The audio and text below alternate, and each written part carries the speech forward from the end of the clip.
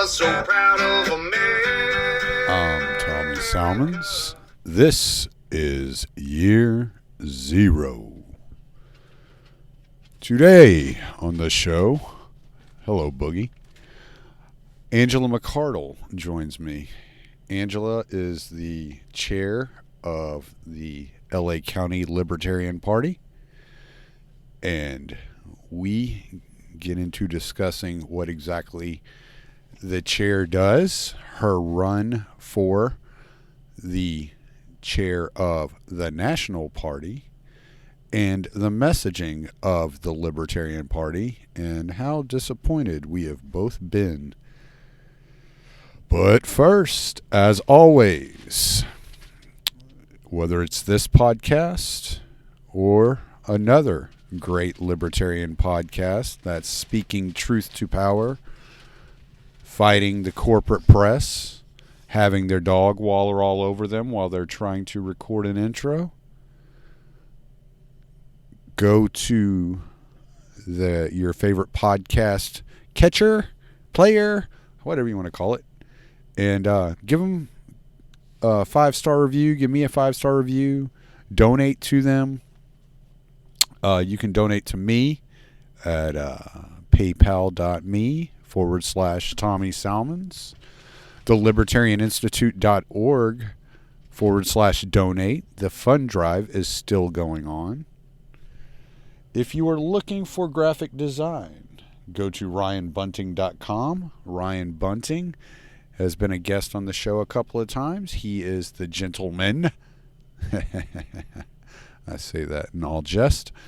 He is the gentleman that designed the logo for my podcast, and he also designed the cover of my upcoming book of short stories.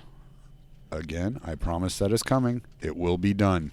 It will be done. I will not just keep talking about it. I will be done with it eventually. And thanks to everybody who's donated, who's giving reviews, who's listening to the podcast. You're always appreciated. And we love y'all. Enjoy the show. All right. I'm here with Miss Angela McArdle. How are you? Hey, I'm doing great. Thanks for having me. It's a pleasure to have you on. I've been considering it ever since I heard you on Pete's podcast. Yeah, that was a really fun one. Pete is great. Yeah, he's a good dude. I've had him on probably 4 or 5 times. But so you are the Libertarian chair of LA County in California. Am I correct? That's correct. And you are running to be the chair of the National Party. Yes, that is right. I guess I should throw in I'm also on the California Libertarian Party Executive Committee. I don't usually talk about that, but I actually am active at the state level too. Oh, okay. Well, that's cool. So we've had a lot of interesting experiences with our chair, especially when it was Nick Sarwark. And one of the cool things that I heard you talking about on Lions of Liberty was that you plan on kind of expanding the role of chair. So when you're running for chair, what exactly are we looking at as far as your role? What is your official role in the Libertarian Party? Well, the chair's role in the Libertarian Party is to oversee a bunch of meetings and make sure things happen and populate committees and get all of the grunt work done, which is not really exciting. But the chair also has a lot of control over social media and staff. So those are two things that I would be making some changes to. I think I've mentioned before that it's not my intention, nor do I think it's wise to go in and literally fire every person and gut things and turn an organization upside down. But I think there are some key changes that need to be made. Social media and a handful of staff are some of those changes that definitely need to happen. So I would be doing that.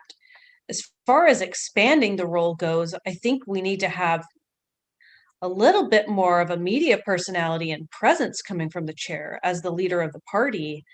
I mean, right? Like people Google, people look up the party, Libertarian Party. And what do they look up? They look up our social media. Okay, well, that's embarrassing. And then they look up who runs the thing. And, in the past, that's been pretty darn embarrassing too. Right now, it's just kind of quiet. And I would like it to be so that when people look it up, they can look up someone who is quotable and has a lot to say about current events and politics, and something that people would be excited to share with their friends if they saw something that they thought was pretty interesting. Right. And that's one of the things I found most exciting about the way you were approaching this is you're interested not only in doing uh, I guess your admin and all the offsite stuff that you'll be doing behind the scenes, but you were also in more you seem to be more hands-on with the messaging, which is what I've always had a problem with the Libertarian Party, which is why I registered for the Libertarian Party. And then 6 months later, I'm like, why did I even waste that money? Yeah, absolutely. Culture flows downstream, and you need to, that's the same with messaging. So if you have someone at the top who's doing nothing, you're going to find that people further down the food chain are also going to be doing nothing, or they're going to be feeling leaderless and like they don't feel empowered to speak out, or then you're going to have bad actors who are getting away with just about anything, like we've seen on the national LP's Twitter, when they're poking fun at Rand Paul for getting threatened by protesters and things of that nature. That's You need someone at the top holding those people accountable, and you need someone at the top who's giving direction. This is what we're doing this year, guys. This is what we're going after. We're going after lockdowns. BLM is in the news. We need to start calling out no-knock raids and, all of the horrible things that the cops do, but we don't have to pander to the left and use their language. We could be libertarian about it because we've been talking about this for 50 years, right? We already own this conversation. We don't need to chase it by adopting awful talking points from the left. Let's not embarrass ourselves. Yeah, exactly. And we've owned every anti-authoritarian message since the 70s. So Mm-hmm. why do we have to adopt the language of Marxists? Why do we have to adopt the language of conservatives? We're pro Second Amendment in much more strongly than any conservative could ever claim to be. We're for the printing community. We're for the just unlimited rights as far as the ownership of weapons goes. We're for unlimited rights as far as avoiding the aggressive police force. So I've never understood why it has to be an adoption of the other languages. It's like the Libertarian Party has a self-esteem problem, and we're afraid of being rejected by people who already reject us. And so we're reflecting the culture and chasing it and pandering to it instead of being counterculture or creating our own culture. It kind of reminds me, like, what we should be doing is like what I've seen in this goofy Adams Family meme. There's mean girls sitting at lunch at in a high school, and it's a typical like bitchy popular girls, and they're saying you can't sit with us. But then you have bombshell Morticia Adams sitting at another table, and she says, I don't want to sit with you. That needs to be the attitude that we have. We need to revile the gross parts of culture right now that are dragging the country down, and absolutely reject them and say this is what we should be doing, and this is how people should be talking about this, and this is what libertarianism is about. Not begging and other people to say, oh, look at me, we're a lot alike, look at me, please love me, please love me. It's so cringy and gross. Yeah, it absolutely is. It it it makes me laugh because I had Eric Sawyer on the podcast a couple of weeks ago. We were talking about how libertarians message, and we were laughing about that, the old adage that we're fiscally conservative and socially liberal. And I was like, no, dude, you're fiscally unpopular and socially awkward. Just Yeah. deal with it. No, nobody cares about the economics at this point. I mean, when Donald Trump was running up trillions of dollars of debt, and Rush Limbaugh came out and said, well, no one's ever cared about the deficit anyway. I was So like, embarrassing. Okay. So, it matters, and it's something that people should learn about, but we have to get away from that. Yeah, we need to stop. Well, we're sort of, if we're going to talk about the debt, we need to talk about it in more radical terms and not just, oh, well, we have a lot of debt. It needs to be something that is really going to wake people up. This many millions of dollars were spent murdering, children in Yemen. Not just we drove up the debt, you know. Make it sound as offensive and bombastic as it is. Instead, we just sound like fiscally conservative social justice warriors. Is a turnoff, like it's a universal turnoff. Like no one likes it. Right. Right. Yeah, no, I mean, and I agree with you, bombastic. The one thing I always say is they're starving your grandchildren. They're starving your grandchildren. Your child, like if you have a child today, it's born $250,000 in debt. This is debt slavery.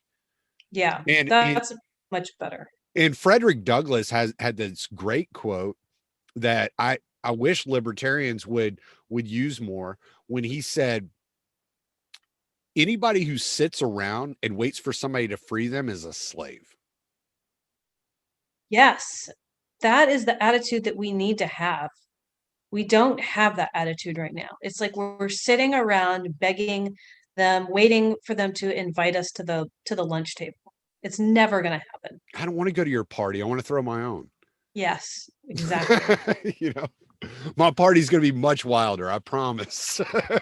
Yeah, it's like I don't want to be a part of your thing. Like I don't want a seat at the table. Right. I don't want to be a part of that.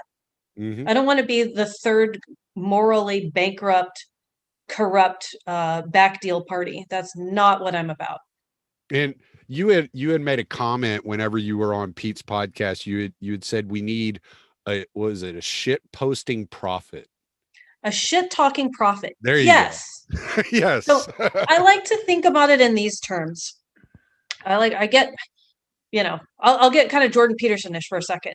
I think that there's a lot of good stories in the Bible because they're very timely and they lasted a long time. So even if you think it's bunk or, made up or pure fiction, I think it's still got some good stuff in it for various purposes. And one of them is the story of Elijah when he battled it out with Jezebel and King Ahab. So this is what I meant when I said that. Prophet Elijah had a standoff with the prophets of Baal on Mount Carmel. And Ahab, who was ruling over everything, wanted to kill Elijah, and he'd been in the habit of killing prophets, people who were talking the truth and also talking shit on Ahab.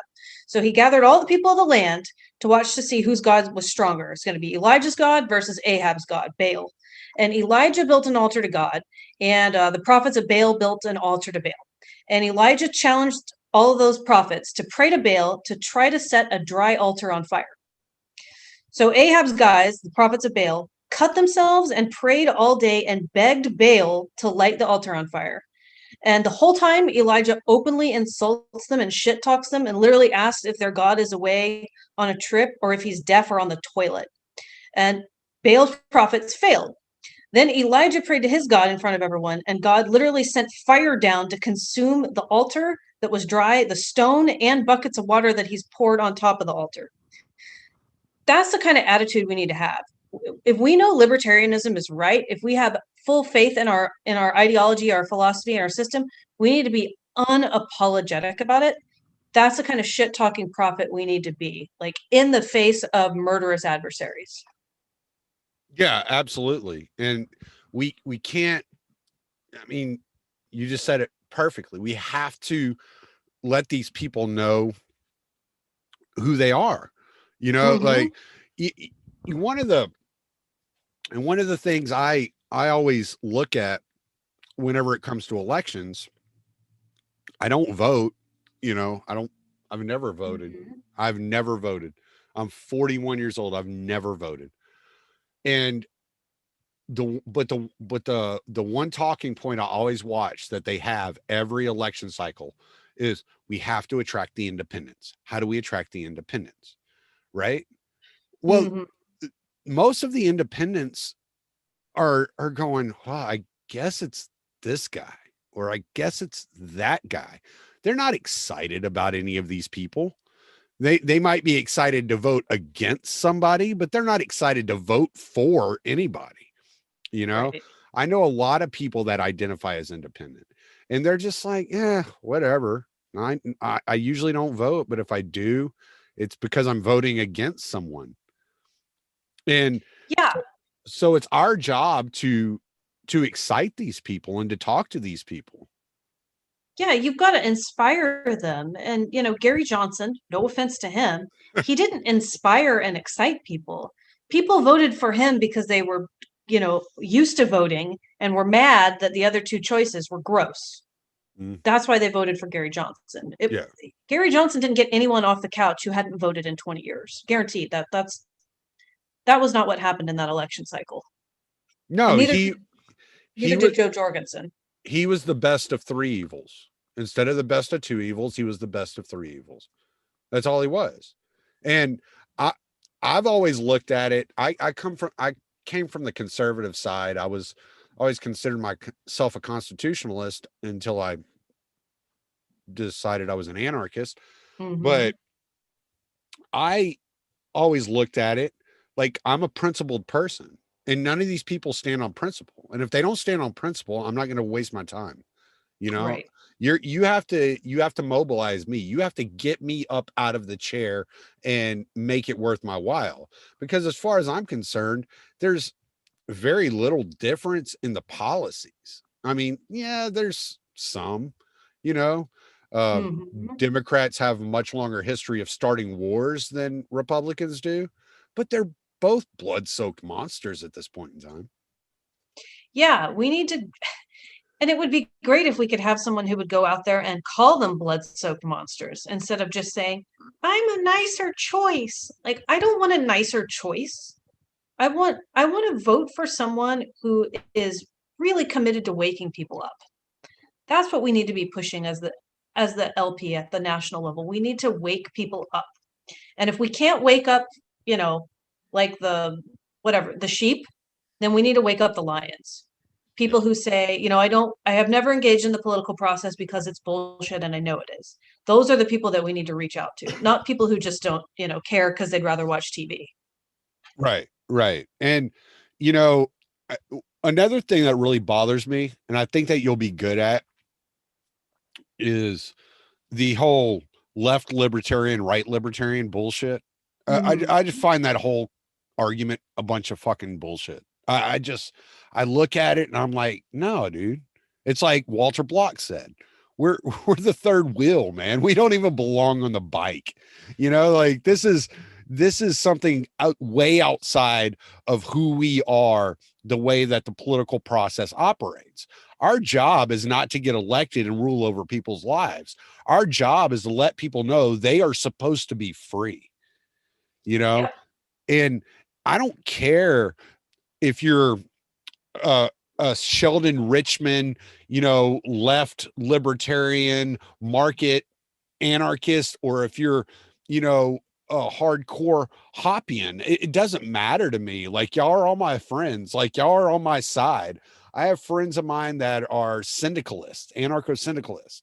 And I'm like, no, dude, we're talking the same shit.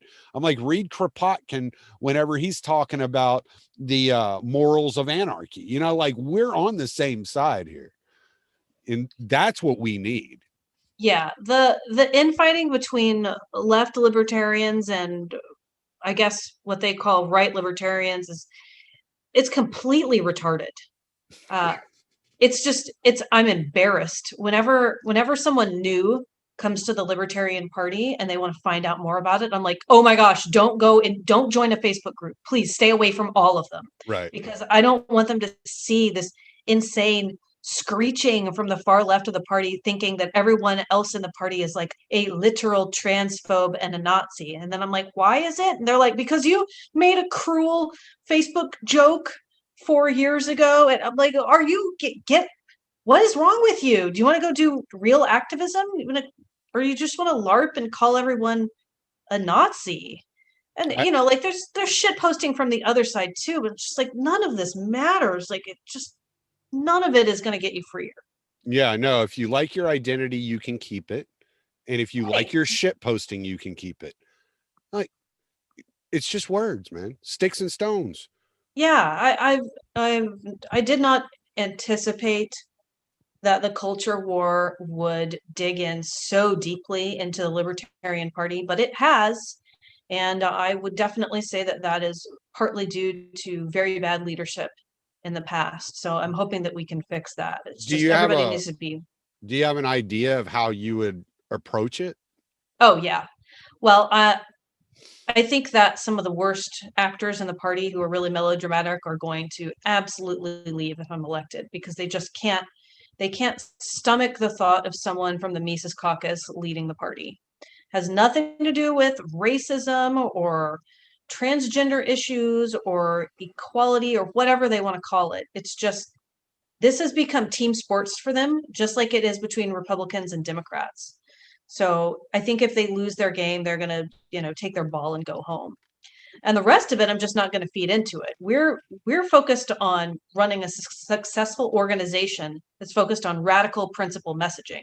And if you don't like that, then I guess, you could go start your own crappy third party that's focused on trying to please everyone and make everyone feel good.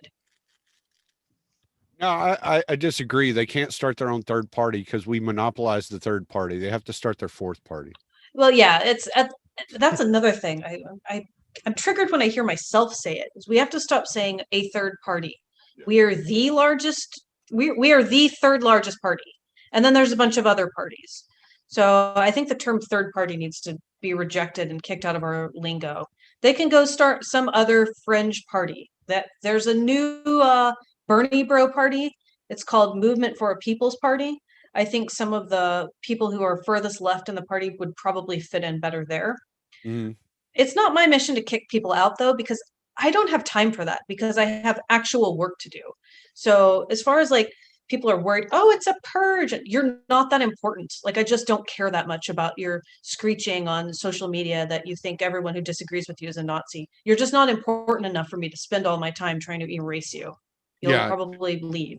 no, we don't have time for that shit. You know, like Hmm. Dave Smith says, we're in war with the CIA and with the corporate press. I ain't got time to deal with your little petty bullshit. Like Yep. it's not even near the top of my agenda. No. It is, like the one thing I got in the habit of, as soon as somebody even like remotely addresses me in any way where they're insinuating that I might be racist, I just unfriend them. I don't Yeah. need, I just don't need you in my life. Like I have plenty of other shit to do than to spend my time trying to convince you that I'm not a white supremacist, So Right. Yeah, it's like all of these people who wanna LARP on social media and, yeah, I don't know, spend their day making crappy comments about me. I'm busy in court, doing transgender name changes, eviction defense, helping people sue banks that have screwed them over in wrongful foreclosure lawsuits. That's why I don't have time to deal with these losers, like, trying to do things that actually have an impact in the world. But, not everybody, I guess not everybody leads a fulfilling, meaningful existence. yeah, no doubt.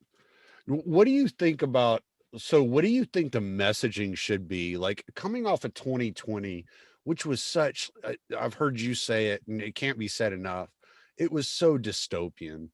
And Mhm. 2021 isn't looking like it's going to be any better with all this domestic terrorism talk and late putting libertarians bunching us in the middle of it. And what do you think, how do we message going forward?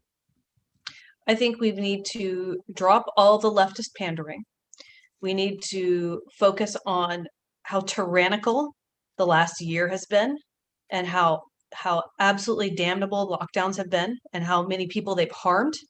The California Mises Caucus has been doing interviews with small business owners, and they've been really powerful. That's the sort of stuff that we need to lead with.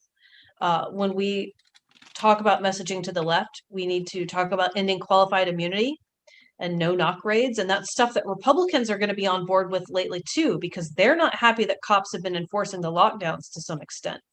We need to talk about ending the drug war at the federal level and how Donald Trump kind of toyed with our feelings and then never did it. We need to talk about the racist origins of gun control every time Democrats try to push that crap on us. And we need to talk about ending the welfare state. That includes corporate welfare, but entitlements are they're bankrupting us. And like you said, it's making our children debt slaves. Mm-hmm. It's I don't want to end up living somewhere like Venezuela, and that's what I want to communicate to people. Yeah, I don't either. And 60% of the money was printed last year. 60% of the currency that's in circulation was created last year. That's terrifying. That it's horrifying. And I have a 1-year-old granddaughter, and I'm like, where the fuck's she gonna be? Right. Right. It's weird. I'm not gonna live forever and be able to tell her, well, this is what's happening, sweetheart. Like. And what does it matter if you end up with a modest amount of savings for her and then money is just printed into oblivion and it becomes worthless? It's like the effects of this are really far reaching. You know what we need to do too at the national level is we need to go after MMT. We need to go after modern monetary theory and absolutely destroy that and humiliate the people who are pushing it. Oh my God. That's a millennial and Gen Z fun talking point now. People who think they know economics, like AOC and her MMT fetish. Not just. I just heard Eric Weinstein, however you say his name, talking about how it's gauge theory at work on Lex Friedman's podcast the other day. That's so disappointing. Yeah, and he was saying that the same thing is wrong with Bitcoin, that is wrong with classical economists, is that they don't take into consideration gauge theory, and that modern monetary theory is the only theory that is like rooted on gauge theory, and it's the only theory that is correct going forward. Good grief. It's so disappointing because I'm a big IDW fan, but that is wildly dangerous. That's why we've got to be talking about this at the national level. We need to go after this stuff. And that's where we should be focusing our media attention too, by the way, is alt media, intellectual dark web people, because that's the future of media. These legacy media giants are flailing, they're in their death throes, and it seems like they've got a death grip on everything right now, but you never know. Things could change very dramatically in just a few years. And we need to be, well, not begging Joe Rogan to have us on social media on Twitter, because that's an awful look. But how about start by being friendly to these people and charitable to them and not calling them alt-right or racist or, whatever, furry phobes, whatever stupid insults we lob at these people. I heard, who was it? It was, I don't remember which episode it was of Joe Rogan. He was making fun of the whole concept. I think it was with Tim Dillon. He was making fun of the entire concept of everybody begging him to have Joe Jorgensen on his podcast. And he was like, and he goes, and I went ahead and voted for her. Right. It's just because it's so unattractive. Like, think about if you're going to ask a girl out and you're begging her. That's not hot. That's gross. That is not how you get anyone's attention. That's how you get people to cringe and run away from you. Yeah. Yeah. For the record, I don't beg women to go out on dates. I beg them not to run away. There you go. Okay. Well, I want to stop the Libertarian Party from being the party of begging for attention. Yeah. Yeah, absolutely. No begging for votes, no begging for attention. We're going to do our thing, and we're going to let our personality shine after we take some Emily Post classes in manners, and then people are going to like us. People are going to like us once we learn how to behave. Yeah, stop acting like a bunch of incels. Yes, yeah. Or it is kind of incelish. It's like the lefty simp incel thing. Like we're just like simping so hard for everyone's attention and votes. It's gross. Yeah, almost like a male feminist. Mm-hmm. Yeah, Mm-hmm. yeah, it's kind of that that whole thing. There's a lot of desperation involved. Yes, I'd like to dial that back. I'd like for us to have some self-respect as an organization. Well, yeah, you kind of walk with some confidence, like Mm-hmm. I have the right answer. Like Yes. I don't need you. I don't need you to survive. I don't need you to thrive. I can be fine without you. We do not need you. And Yes. that's the attitude we have to have going forward.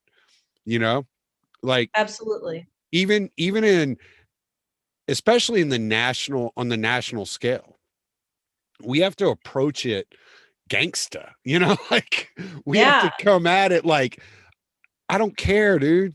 I don't care if I get 50% of the vote. I don't care. And we need candidates that will say this. I don't care. Libertarians do not care how much of the vote we get. We're going to live how we live, whether you like it or not, because we are Yes. free. We need to be the embodiment of the spirit of rebellion. And Absolutely. people are susceptible. They're receptive to it right now. Now is the time. Now is not the time to put forward milk toast, watered down Gary Johnson messaging. Now is the time to say, no, we're defying you. Because all of a sudden you have, 40% of the country saying, hey, let's defy something. So why we should be leading that? Like, it's an absolute travesty that we haven't, capitalized on this opportunity, because it's perfect. It's a horrible situation, but we could really make something out of it. Yeah. I hope that we will in the future, although I definitely don't want us to be locked down by the time 2022 rolls around. Yeah. Well, I mean, you're going to be wearing 2 masks, one way or the other. Oh, I have a really thin women's scarf that I wear on my face. It's see-through, but yeah. I live in a small Southeast Texas town. Oh, really? And, So you're freer. uh, for the most part, I mean, they don't say anything to us. Hmm. I mean, I'm out on the road, 5.5 days a week. So Mhm. I live in a truck for the most part. But I went to the pharmacy the other day, the little pharmacy there in town, and one of the pharmacists was wearing a a replica John McAfee mask. I mean, she had a lace mask. That's amazing. I was like, this is awesome. That's amazing. I want to see more people doing stuff like that. It warms my heart. It encourages me. I'm in Yeah. California, so it's a little, a Yeah. little more You're communist out here. you're from Texas originally though, right? I am. I was born in New Orleans, but grew up in Texas. I spent most of my time in Longview, which is Northeast Texas. Oh, okay. I'm from Lake Charles Okay. originally. So, yeah, but I spent most of my time in Houston. I have lived in Houston as well, and Pasadena and Mhm. those suburbs. Yeah, I I live just east of Beaumont is where I'm at now. Okay. See, I love Texas, and if I'm driven out of this place, if I have to move, I would be happy moving back to Texas, but everyone's terrified. They're like, "Oh gosh, don't come back here." I'm like, "No, no, I'm one of the good ones. I won't ruin you." Yeah. California, it's like it's Texans look at Californians like how Californians look at COVID patients. Like it's contagious. Oh yeah. It's Yeah. like airborne AIDS, Yeah. my politics. California. Well, it's funny though, because you're a Texan that moved to California. So all the Californians moving to Texas are trying to turn the state blue. And the one Texan I know that moved to California is trying to turn it gold. I am. We'll see. Where I'll call it Ange Capistan. I'm trying to get a little tiny little golden paradise out here. Yeah. Yeah. No doubt. So what do we need to know about your run for the chair? Well, my run for the chair is it's taken place in 2022 at the Reno convention. And I need people obviously to show up and to vote. So if you are a member of the party, please, please get delegate status and go to Reno and vote, and let's make it happen. The Mises Caucus has been talking about a takeover for a while. It needs to happen now. It's really important that we don't drag this out anymore and lose momentum. And for anybody who's uncertain, by the way, our growth has been like incredible over the past 3 months. So it's looking very, very likely. If you want to support me, if you're interested in following my chair race shenanigans, you can support me on Patreon. You can also, just make a donation for my campaign travel. I am going to a lot of conventions this year. Alabama, probably North Carolina, Michigan, California, Washington, trying to hit a few states in the Midwest. So a lot of travel. I'm going to an event in Texas, I believe in the middle of April, although it's not the convention. My luck is going to be in El Paso. Yeah, I don't think it's it's not El Paso, but That's 800 miles from my house. yeah, it's quite far. It's not an hour from you. I'm sure it's more than an hour, but not El Paso. Everything's more than an hour from where I'm at. Yeah. Except for Lake Charles and Beaumont. That's the only thing near me. Right. Lumberton. So trees. Yeah. Swamp. I'm 10 miles from the Gulf of Mexico. It used to be gorgeous. It was gorgeous when I grew up there, but then the BP oil spill happened, and I don't know. Not the area I live in. Really? It's all plants. I live close to. I'm about 40 minutes from Port Arthur. Okay. So yeah, I'm just out in the middle of nowhere. So we want. Okay, so my podcast. I try to focus my podcast, and I've been kind of focusing it in a direction to where I'm speaking to. I do have quite a few anarchists that are like, I'm never voting ever. Sure. And then I have some libertarians that listen, but then I also have quite a large conservative audience. If you were going to speak to those conservatives right now, like what would you tell them about the Libertarian Party as opposed to the Republican Party? I would say that the Libertarian Party is getting cleaned up right now, and we are becoming a vehicle for radical messaging. And it's a lot of the things that Republicans wish they could say, but know that they can't, because the people who control the GOP don't allow this sort of messaging to come out. If you would like to push that messaging, if you would like to have a grassroots movement in your community for local office, the Libertarian Party is definitely for you. Because as much as we're talking about messaging at the national level, we are also very interested in pushing grassroots organizing, and we've been having some success. And a lot of it has been born out of the lockdowns. We've been having people win city council races and things like that. And just know that if you live in a blue state and you're fighting back against tyrannical governors, your local governance is key there, because those are the people who are holding dictators like Gavin Newsom at bay.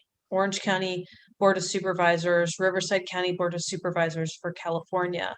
Riverside has a libertarian on the board. Orange County is a little bit more conservative, but it's been trending blue, and the Libertarian Party is catching up, and I feel like we are really going to be contributing quite a bit to holding off tyrants at the state level. Yeah. I feel, and maybe it's because I come from the conservative aspect. My dad is more of a conservative. I was a big Glenn Beck fan, during Obama's administration. And I kind of feel that the conservatives have the language and they just need to learn the consistency. Yeah. Whereas in my opinion, the left kind of feels like a lost cause. And there's a lot of people that try to tell me, oh, no, they're not a lost cause. They're not a lost cause. They're just, their language is different. And I'm like, I don't understand their language. Like they're speaking past me. I just can't grab onto it. And so I've really tried to shape my podcast as kind of like the bridge to like Scott Horton's show, or the bridge to Free Man Beyond the Wall, or the bridge to Tom Woods from the conservative side, because though I'm an anarchist, I feel like I have more in common with them. Sure. It makes sense. And there are a lot of anarchists who are more socially conservative, and we agree with most, conservative policies.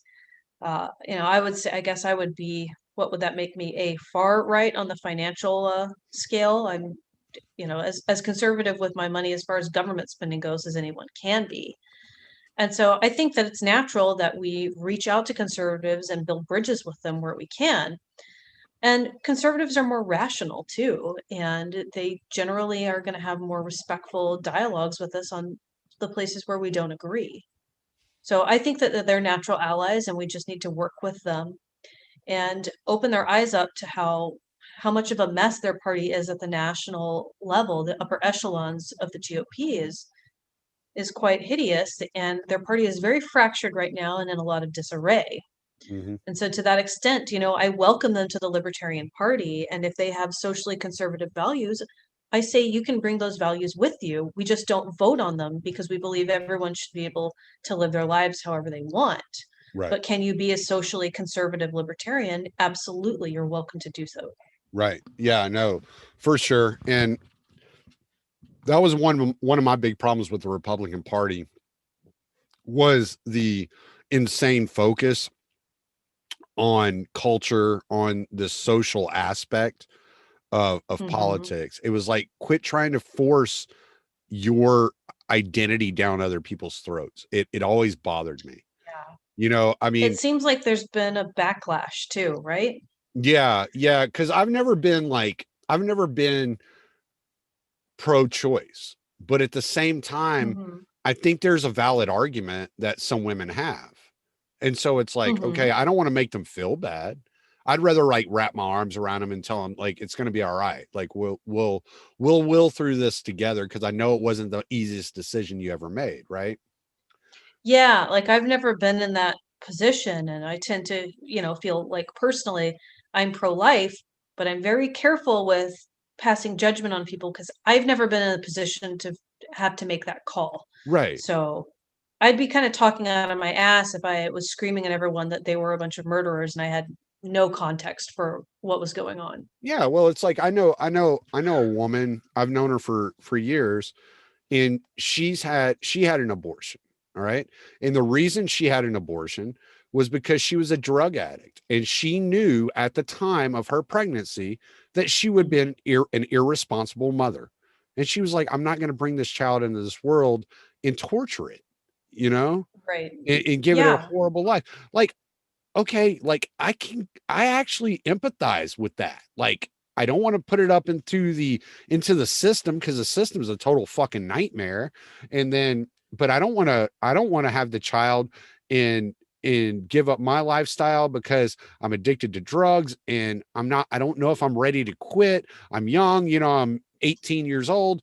There are thousands of stories like this where you're kind of like, okay, maybe I don't necessarily think that you made the right choice, but I can kind of see where you're coming from.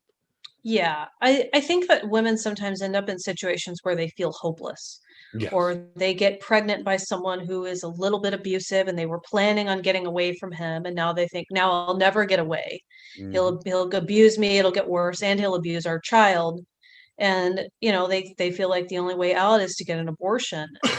Like it's sad, and I probably wouldn't do it, but again, I've never been there, so it's just it's something where I'd rather be compassionate, and Yeah, I'd rather, exactly. I'd Exactly. rather win people over in the long game Yeah. than try to scream at them and make them feel crappy. Yeah. No, I mean, absolutely. Because, it's not the easiest thing in the world. And then if you're walking into a clinic, to do something that you think is best in the long run, and you have Mhm. these people throwing things at you and cussing you and calling you a child killer. Like I was in the military. I remember when people would show up and protest, like people showed up and protested the base I was on. I was in Fort Bragg, North Carolina. They would show up and they would protest and they would call us child killers. And it would Ugh. be, and we would be like, yeah, like if the child walks up to me, like in the middle of a battlefield, offering me a Coke, I'm probably not going to take the coke, and the child might get shot in the process of all this going on, because there's a lot of shit that's going on out there. You know what I'm saying? And Yeah. so it was like, this isn't the way to communicate the message. I get what you're trying to say. I get what your point of view is.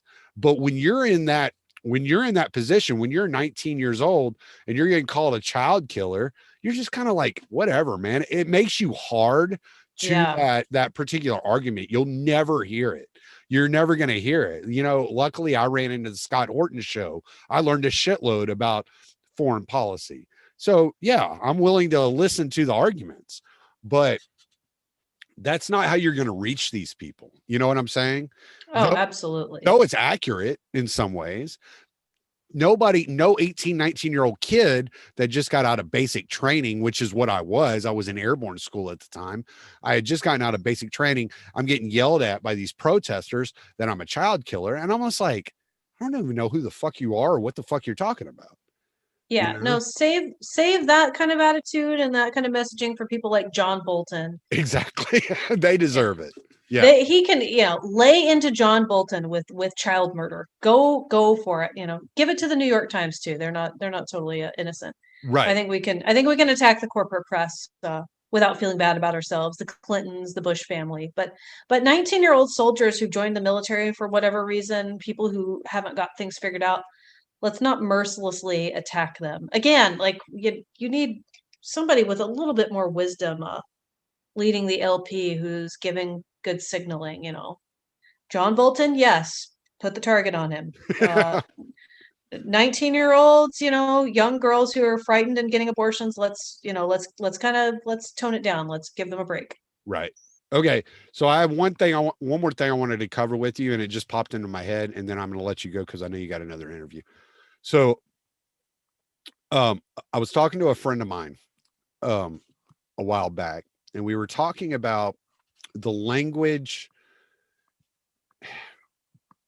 Well, let me give you his point of view, because it's not fair for me to do it from my point of view.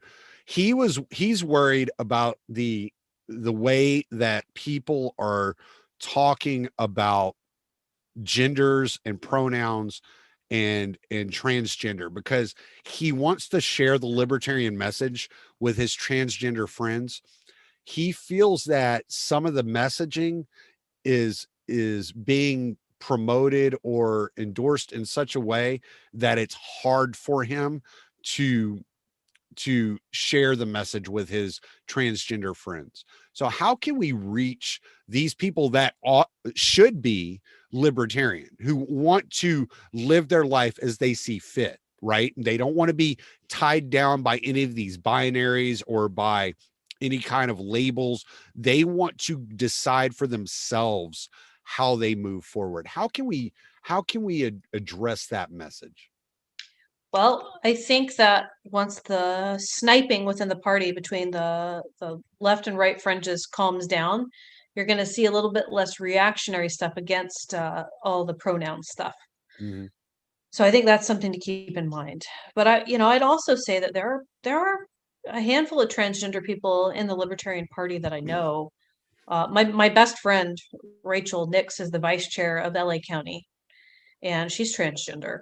Mm-hmm. And I know she wouldn't mind me saying that. And I think that, for the most part, looking at transgender people and as human beings, not as political pawns for the left, right, they want to be treated like human beings and not constantly pandered to by their gender. So if we just sort of drop that stuff out and don't talk about it and just say, well, we support your rights to bodily autonomy and, like self-actualization, you do whatever you want with your body, like it's really your choice, just like anything else is, putting on makeup or getting dressed. As long as we're not coming down with hardcore conservative values, I think those people are going to feel pretty welcome in the party. We just have to have good manners, because there's nothing in libertarianism that says a transgender person can't be a libertarian. Quite a few of them are. Yeah, I mean, like I said, I kind of feel like the Libertarian Party is the only correct party for them, right? Yeah. Because they are trying to shun in what they see as an authority over their body, their feelings, Mhm. the way that they identify. It's this construct, for lack of a better term, that has been forced upon them, that a man acts this way and a woman acts this way, and that's just the way it is. And Mhm. it's not always the case. I mean, I thought Joe Rogan made a good point when he said, so you're trying to tell me that Andy Dick and The Rock are the same thing? Right. Right. They're not. Yeah, absolutely not. I mean, like, what I don't know. I kind of maybe Andy Dick a little bit over The Rock. I'm kind of attracted sometimes to the worst of the worst. But as far as, the parties go, I would say Democrats tend to treat transgendered people like every other minority, like a political pawn. Mhm. And conservatives give them a hard time. And libertarians just want them to be able to live their lives without sexual scrutiny. Right. Yeah, because it's like something I've never even really talked about, because I'm just kind of Mhm. like, I don't give a shit. Like, do what the fuck you do, man. I don't care. Yeah, I don't care at all. I mean, like my best friend is transgender. That's also not why we're best friends, you know? Like Yeah. she just happens to be that and it's fine. She is a funny person. She's also a libertarian and she's a good friend. We get along well, you know? Right. And I think that that's generally how libertarians view transgender people. Like, oh, you're a libertarian. You also happen to be transgender. All Yeah, right. exactly. Exactly. It's just Yeah. kind of like, okay. But this whole period we're in, I guess because I'm from the 90s, right? And Hmm. identity wasn't a huge thing in the 90s. Like, I Right. remember when my kids were in high school, I remember my son walked up to me and he goes, "Yeah, Dad, I just want you to know I'm pansexual." And I was like, "What the fuck are you talking about?" He was like 15. I'm like, you don't even know what the fuck you are. Like, Yeah. you have no idea. Yeah, You know? I don't want to age myself too much, but I was in junior high and high school in the 90s and I don't recall anyone ever like making such a big deal out of sexuality. It was Right. like sex jokes, talk about sex, but we didn't have, 57 different gender identities. We weren't thinking about it that way. We had other things, I guess, on our minds.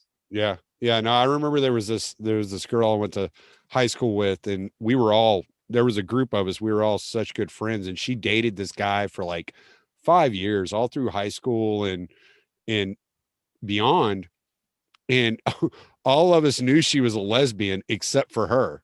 Yeah. Yeah. And then she finally broke up with this dude, and she started dating his sister, and he started dating her brother. And it was like, That's oh, okay, hilarious. this makes a lot of sense. Yeah, that's hilarious. That's such a 90s like quirky rom-com thing. Yeah. That's very like So, but all right, man, I really appreciated you coming on.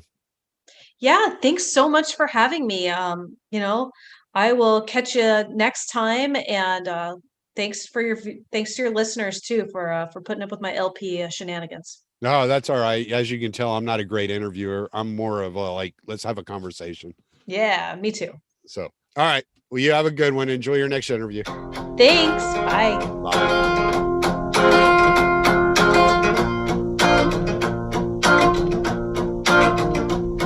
If you're gonna play, scandal, pick and choose, well, it's a game that was made for you to lose. It doesn't really matter how many times, it's the same old worn out stories, same old lines. They're all pointing dirty fingers in hypocrisy, bragging on their feats of mediocrity again. Never really making any kind of change, but they keep on getting re-elected, and I find that strange. And that's why I say fuck them, don't feed them, cause we don't even need them. I never celebrate the tyrants out of taking our freedoms. Yeah, I said fuck them, don't feed them, cause we don't even need them. I never celebrate the tyrants out of taking our freedoms. What's it gonna take for you to see that we're living in a rigged democracy?